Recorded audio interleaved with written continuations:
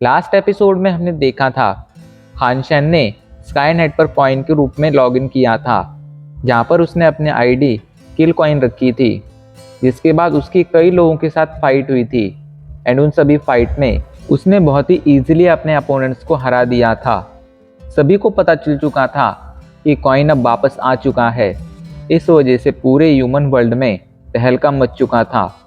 अब आगे इन सभी चीज़ों से परेशान हानशन यानरन को कॉल करता है।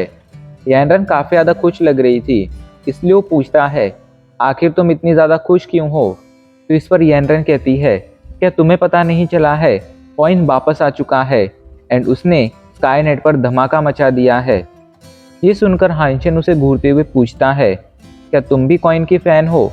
तो इस पर यानरन हंसते हुए कहती है, कॉइन ने अपनी जान खतरे में डालकर गोल्डन शुरा से बच्चों को बचाया था, ऐसे में आखिर कौन उसका फ़ैन नहीं होगा। तो इस पर हानशन थोड़ा नाराज़ होते हुए कहता है, अगर तुम्हें कॉइन इतना ज़्यादा पसंद है तो तुम जाओ उसे ही ढूंढ लो, मुझे अब तुमसे कोई बात नहीं करनी है।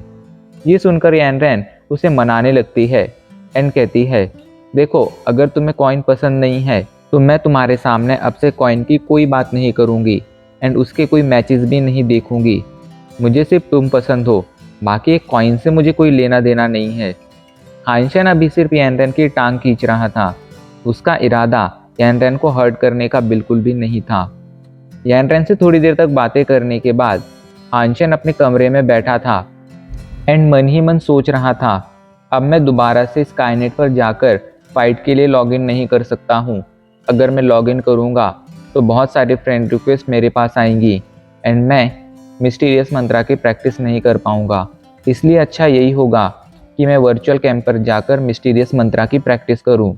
वो ये सोच ही रहा था, तभी अचानक से उसके पास पिंकविंग का कॉल आता है। हानशन तुरंत उसका कॉल पिक कर लेता है। पिंकविंग अभी के लिए काफ़ी ज़्यादा सीरियस थी। हानशन उससे पूछता है, पिंकविंग आखिर क्या हुआ? इतने दिनों बाद तुम्हें मेरी याद कैसे आई? तो इस पर पिंकविंग कहती है, क्या तुम्हें पता चला कॉइन वापस आ चुका है? तो इस पर हानशन कहता है, हाँ मुझे ये बात पता चल चुकी है। पिंकविंग सोचते हुए कहती है, क्या तुम्हें लगता है कि किल कॉइन ही असली कॉइन है? तो इस पर हानशन कहता है, हाँ मुझे ऐसा लगता है। तो पिंकविंग कहती है, आखिर क्यों? तो इस पर हानशन सोचते हुए कहता है, क्योंकि मुझे अंदर से इंट्यूशन आ रहा है कि किल कॉइन ही असली कॉइन है। अभी के लिए हानशन उसे ये थोड़ी बताने वाला था कि किल कॉइन एंड वो दोनों एक ही हैं, तो ऐसे में उसे कॉइन के लौटने का पता कैसे नहीं होगा। हानशन उससे पूछता है, कॉइन के लौटने की खबर सुनकर तुम इतनी ज़्यादा परेशान क्यों हो? क्या तुम्हारा कज़न अभी भी कॉइन के पीछे पड़ा है? तो इस पर पिंकविंग हंसते हुए कहती है, माना कि मेरा कज़न शेंटियान थोड़ा सनकी है, लेकिन वो इतना भी पागल नहीं है कि कॉइन को मारने के चक्कर में अपनी पूरी ज़िंदगी गुजार दे। असल में मैं इसलिए परेशान हूँ क्योंकि वीडियो में कॉइन फाइट के दौरान जिस फुटवर्क का यूज़ कर रहा है वो हेवनली गो है। तो इस पर हानशन कहता है, अगर वो हेवनली गो है भी तो भी तुम परेशान क्यों हो रही हो? तो इस पर पिंकविंग कहती है, मैं परेशान इसलिए हो रही हूँ क्योंकि पूरे ह्यूमन वर्ल्ड में सिर्फ दो ही लोग ऐसे हैं जिन्हें हेवनली गो आती है। पहली है मेरी दादी माँ एंड दूसरी है उनकी डिसाइपल।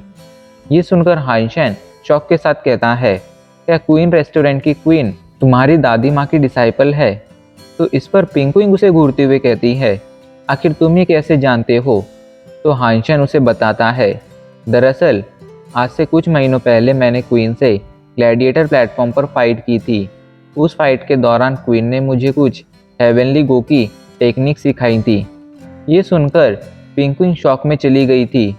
वो कहती है, आखिर ऐसा कैसे हो सकता है? तो हानशन कहता है, रुको मैं तुम्हें दिखाता हूँ। एंड ये कहकर वो पिंकविंग के सामने हेवनली गो को डिमॉन्स्ट्रेट करता है। पिंकविंग तुरंत पहचान जाती है कि हानशन हेवनली गो का ही यूज़ कर रहा है। वो खुश होकर कहती है, तुम सच में काफ़ी ज़्यादा टैलेंटेड हो, इसी वजह से क्वीन ने तुम्हें हेवनली गो सिखाई है, वरना वो किसी को भी हेवनली गो नहीं सिखाएगी, कम से कम एक नॉर्मल इंसान को तो बिल्कुल नहीं सिखाएगी। हानशन, हेवनली गो को बहुत ही टैलेंटेड लोग सीख सकते हैं, तुमने इसे सीखा है मतलब तुम बहुत ज़्यादा टैलेंटेड हो, क्योंकि इसे सीखना इतना ज़्यादा रेयर है कि मैं भी इसे नहीं सीख पाई हूँ। पूरे ह्यूमन वर्ल्ड के वो तुम तीसरे इंसान हो जिसने हेवनली को तुम तीसरे इंसान हो जिसने हेवनली को सीखा है। ऐसे में तुम्हारे टैलेंट सच में कमाल का है। वो हानशन से बातें कर ही रही थी पर पता नहीं तभी उसे अचानक से क्या होता है। वो कहती है, हानशन मुझे कुछ ज़रूरी काम है। ये कहकर वो कॉल कट कर देती है। वो बहुत जल्दी में लग रही थी इसलिए हानशन सोच में पड़ गया था कि कहीं वो किसी मुसीबत में तो नहीं है। वो इस बारे में सोच ही रहा था तभी उसे कुछ फील होता है। वो जल्दी से अपना सी ऑफ सोल चेक करता है। उसे उसके अंदर ब्लड स्नेल की बीच सोल दिखाई पड़ती है जो अभी के लिए वायलेंट स्टेट में कन्वर्टेड हो गई थी। हानशन ने अपने इस ब्लड स्नेल की बीच सोल को आज से 3 महीनों पहले वो काला क्रिस्टल खिलाया था एंड इन 3 महीनों में उसकी लो डेमन वर्ल्ड की सुपर बीच सोल एक वायलेंट स्टेट में कन्वर्टेड सुपर बीच सोल बन चुकी थी। हानशन जल्दी से गोल्डन सैंडवर्म को बाहर निकालता है एंड उसे इस सुपर पेट आर्मर पहना देता है, जिसके बाद हानशन अपनी 30% पावर के साथ उसे पंच करता है, फिर 60% पावर के साथ पंच करता है एंड एंड में अपनी फुल पावर के साथ पंच करता है। लेकिन इसके बावजूद ये सुपर पेट आर्मर टूटता नहीं है, बस उस पर कुछ डेंट्स आते हैं। ये देखकर हानशन समझ जाता है वायलेंट स्टेट में कन्वर्ट होने के बाद ब्लड स्नेल की बीच सोल की पावर बहुत ज़्यादा बढ़ गई है। अब ये इतनी ज़्यादा पावरफुल हो चुकी है कि एडवांस डेमन वर्ल्ड के एक स्केर्डबर्ड रैंक की बीच सोल को टक्कर दे सके।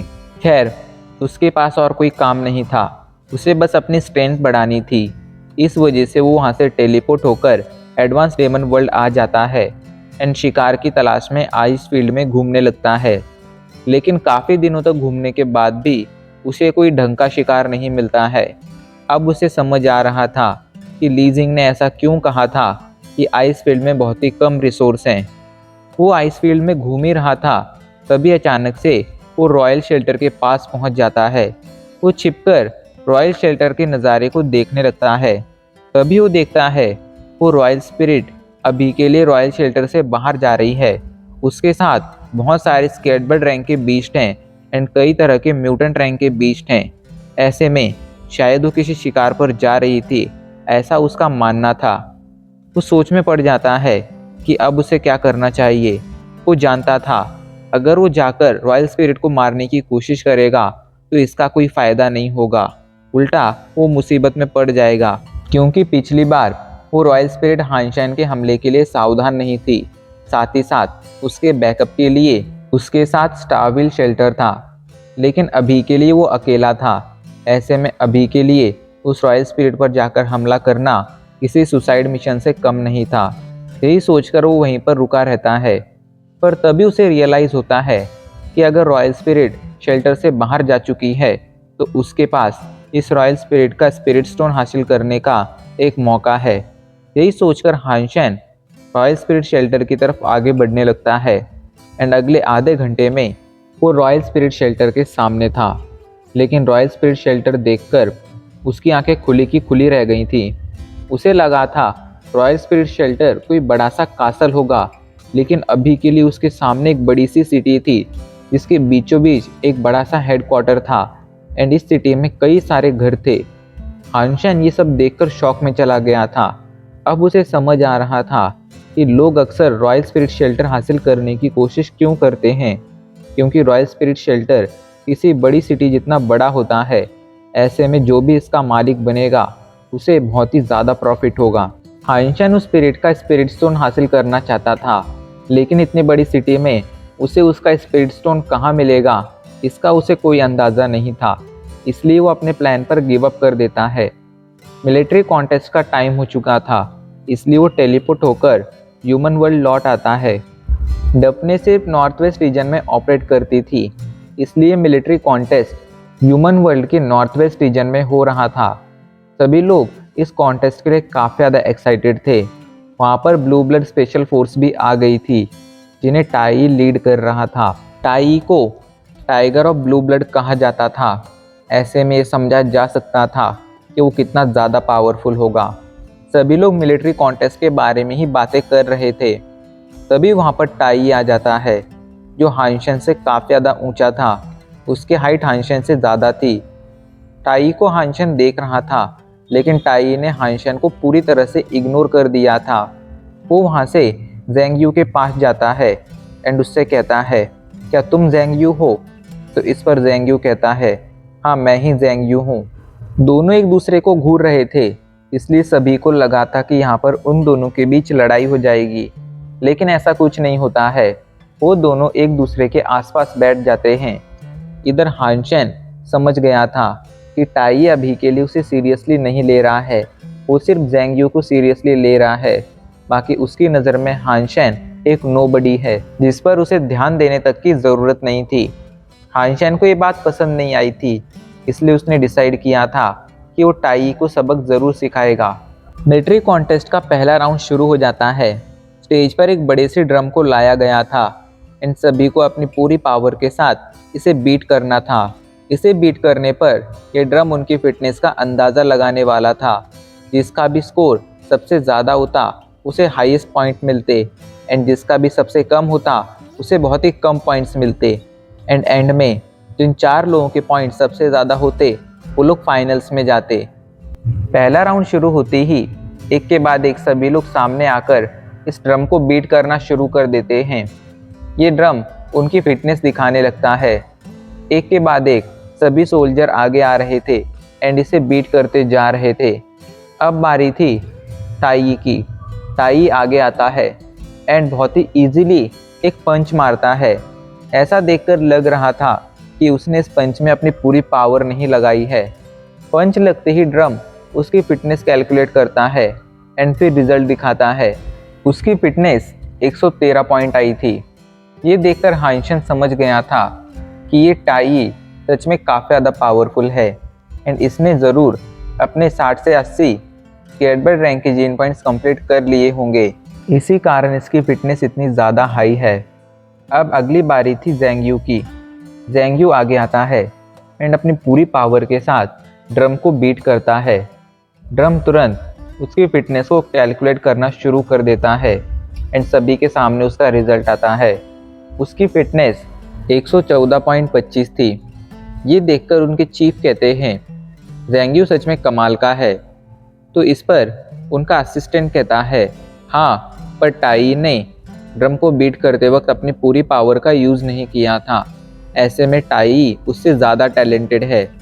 तो इस पर चीफ कहते हैं, नहीं, टाई उससे ज़्यादा टैलेंटेड नहीं है। टाई की ब्लू ब्लड स्पेशल फोर्स में काफ़ी ज़्यादा हाई रैंक है, इस वजह से उसके पास बहुत सारे रिसोर्सेस हैं। वहीं ज़ैंग यू के पास गिने चुने रिसोर्स ही हैं। इसके बावजूद उसकी फिटनेस इतनी कमाल की है, ये इंडिकेट करता है कि वो टाई से ज़्यादा टैलेंटेड है। वैसे तुम मुझे ये बताओ, ज़ैंग यू के अलावा वो बाकी जो 2 लोग हैं उनकी परफॉर्मेंस कैसी हो सकती है? तो इस पर असिस्टेंट कहता है, ज़ैंग यू के अलावा नॉर्थ वेस्ट एरिया से जो 2 लोग हैं उनमें से हैं एक मेजर वैंग। मेजर वैंग काफ़ी ज़्यादा पावरफुल हैं, लेकिन वो ज़ैंग यू से कमज़ोर हैं। वहीं दूसरा बंदा है हानशेन। हानशेन यानरेन का बॉयफ्रेंड है एंड शायद इसी वजह से यानरेन उसे अपना गार्ड बनाना चाहती थी, लेकिन हायर अथॉरिटीज़ ने डायरेक्टली उसे यानरेन का गार्ड बनाने से मना कर दिया। शायद इसी कारण उसे इस कंपटीशन में पार्टिसिपेट करना पड़ रहा है, लेकिन वो बहुत ज़्यादा टैलेंटेड नहीं है। ऐसे में उसका जीतना लगभग इम्पॉसिबल है। ये सुनकर चीफ भी अपना सिर हिला देते हैं। इधर अब ड्रम बीट करने की बारी हानशेन की थी। हानशेन ड्रम के सामने जाकर खड़ा हो जाता है। वो जल्दी से ईविल मंत्रा और ओवरलोड को एक्टिवेट करता है एंड अपनी पूरी पावर के साथ ड्रम पर एक ज़ोरदार पंच मारता है। पंच लगते ही ड्रम उसकी फिटनेस कैलकुलेट करना शुरू कर देता है एंड सभी के सामने उसकी फिटनेस आती है जो थी 111.1111। इतना परफेक्ट स्कोर देखकर सभी लोग शॉक में चले गए थे। साथ ही साथ हानशेन की पावर ने भी उन्हें चौंका दिया था। इस वजह से नॉर्थ वेस्ट एरिया के सोल्जर्स अभी के लिए उसकी तारीफ कर रहे थे एंड उसे कॉन्ग्रेचुलेट भी कर रहे थे। इधर चीफ भी कहते हैं कि हानशेन सच में कमाल का है। ये सुनकर उनका असिस्टेंट परेशान हो जाता है एंड कहता है, सॉरी सर, शायद हानशेन की इन्वेस्टिगेशन करने में मुझसे कोई गलती हो गई। मैं अभी जाकर दोबारा से उसकी इन्वेस्टिगेशन करता हूँ। तो इस पर चीफ कहते हैं, नहीं, अब तुम्हें उसकी इन्वेस्टिगेशन करने की कोई ज़रूरत नहीं है। एक कंपटीशन ही उसकी सबसे बड़ी इन्वेस्टिगेशन होगा। इस कंपटीशन में ही हम उसे ऑब्जर्व कर कर ये अंदाज़ा लगा सकते हैं कि कि वो कितना कमाल का इंसान है। इस पर अब असिस्टेंट भी मान जाता है। सेकेंड राउंड शुरू हो जाता है। सेकेंड राउंड स्पिरिट टेस्ट था। स्पिरिट टेस्ट में पार्टिसिपेंट्स को 100 की ग्रेविटी के साथ लेवल 10 को पार करना था। ये टेस्ट काफ़ी ज़्यादा खतरनाक होने वाला था, क्योंकि इस टेस्ट में एक इंसान जिसकी फिटनेस 100 से कम है वो चल तक नहीं पाएगा। ऐसे में उसके लिए हारना तो तय था। हानशन भी अभी के लिए इसी टेस्ट के बारे में सोच रहा था। एंड अब इसी के साथ हमारा एपिसोड आज यहीं पर ख़त्म हो जाता है।